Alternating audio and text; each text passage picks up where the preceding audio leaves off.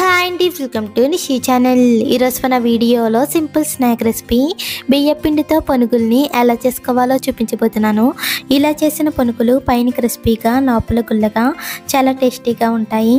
మనకి ఎప్పుడైనా వేడివేడిగా తినాలనిపించినప్పుడు అప్పటికప్పుడు చాలా సింపుల్గా 10-15 నిమిషాల్లో చేసుకోవచ్చు. మరి ఆలస్యం చేయకుండా సింపుల్ అండ్ టేస్టీగా ఈవినింగ్ స్నాక్ రెసిపీ బియ్య పిండితో పనుగుల్ని ఎలా చేసుకోవాలో చూద్దాం. ముందుగా పనుగులకి పిండి కలపడానికి ఒక మిక్సింగ్ బౌల్ తీసుకుని 1 కప్పు వరకు బియ్యం పిండిని తీసుకోవాలి. అలాగే 1/2 కప్పు వరకు పెరుగుని కూడా వేసుకుని ఒకసారి మొత్తం కలిసేలా బాగా కలుపుకోవాలి. ఇక్కడ మనం ఫ్రెష్గా ఉన్న పెరుగు కంటే కూడా పులిసిన పెరుగుని తీసుకున్నామంటే మనకి పనుగుల టేస్ట్ అనేది బాగుంటుంది. ఇలా కలిపాక కొన్ని నీళ్ళని వేసుకుంటూ పిండిని కలుపుకోవాలి. మనం పిండిని మరీ గట్టిగా కాకుండా అలాగని మరీ లూజ్గా కాకుండా కలుపుకోవాలి. మనం పిండిని లూజ్గా కలిపామంటే ఈ పనుగుల్ని ఫ్రై చేసేటప్పుడు ఆయిల్ ఎక్కువగా పీల్చుకుంటుంది. సో అందుకని మరీ గట్టిగా కాకుండా మరీ లూజ్గా కాకుండా ఇక్కడ చూపించే విధంగా ఇలా మీడియంగా కలుపుకోవాలి. ఇలా కలిపాక ఒక మీడియం సైజులో ఉన్న ఉల్లిపాయని చిన్న చిన్న ముక్కలుగా కట్ చేసుకుని వేసుకోవాలి. అలాగే కారానికి సరిపడగా 2-3 పచ్చిమిరపకాయలని సన్నగా తరిగి వేసుకోవాలి. ఇప్పుడు ఇందులోనే సన్నగా కట్ చేసిన కరివేపాకు అలాగే కొద్దిగా కొత్తిమీర ఆకును కూడా వేసుకుని 1/2 టేబుల్ స్పూన్ వరకు జీలకర్ర, రుచికి సరిపడా ఉప్పుని కూడా వేసుకుని ఒకసారి మొత్తం కలిసేలా బాగా కలుపుకోవాలి.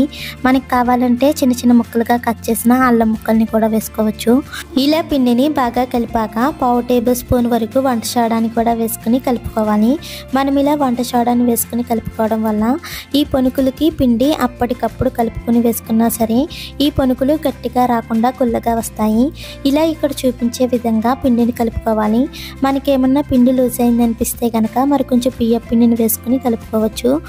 ఇలా కలుపుకున్న పిండిని రెడీగా పక్కన పెట్టుకుని ఇప్పుడు స్టవ్ ఆన్ చేసి గ్యాస్ పై ప్యాన్ పెట్టి డీప్ ఫ్రైకి సరిపడగా ఆయిల్ వేసుకుని బాగా వేడి చేసుకోవాలి. ఆయిల్ బాగా వేడవిన తర్వాత మనం ముందుగా కలుపుకున్న పిండిని కొద్దిగా తీసుకుని పనుకుల్లా వేసుకోవాలి. ఇక్కడ మనం పనుకుల్ని కొంచెం పెద్దగా అయినా వేసుకోవచ్చు లేదా చిన్న చిన్న చల్ల పనుకుల్లో అయినా వేసుకోవచ్చు. మనం ఇక్కడ చూపించే దానికంటే కూడా పిండిని గట్టిగా కలుపుకుంటే కనుక మనకి పనుకులు మరీ గట్టిగా వస్తాయి. సో అందుకని అలా కాకుండా పిండిని ఇక్కడ చూపించే విధంగా కలుపుకుని పనుకుల్లా వేసుకోవాలి. ఇలా ప్యాన్కి సరిపడగా పనుకుల్ని వేసుకుని మంటను మీడియం ఫ్లేమ్లో పెట్టి స్లోగా అటు ఇటు టర్న్ చేసుకుంటూ ఫ్రై చేసుకోవాలి. మనం మంటను హై ఫ్లేమ్లో పెట్టి ఫ్రై చేసామంటే ఈ పనుకులు త్వరగా కలర్ మారిపోయి లోపల పిండి కింద ఉండిపోతుంది. సో అందుకని అలా కాకుండా మంటను మీడియం ఫ్లేమ్లో పెట్టి స్లోగా అటు ఇటు టర్న్ చేసుకుంటూ లైట్గా గోల్డెన్ షేడ్ వచ్చేంత వరకు ఫ్రై చేసుకోవాలి. ఇలా పనుకులు రంగు మారిన తర్వాత ఆయిల్లో సెపరేట్ చేసి మరొక గిన్నెలోకి తీసుకోవాలి. ఇలాగే మనం కలుపుకున్న పిండినంతా కూడా పనుకుల్లా వేసుకోవాలి. అంతే, సింపుల్ అండ్ టేస్టీగా ఈవినింగ్ స్నాక్ రెసిపీ బియ్య పిండితో పనుకులు అయితే రెడీ అయిపోయాయి.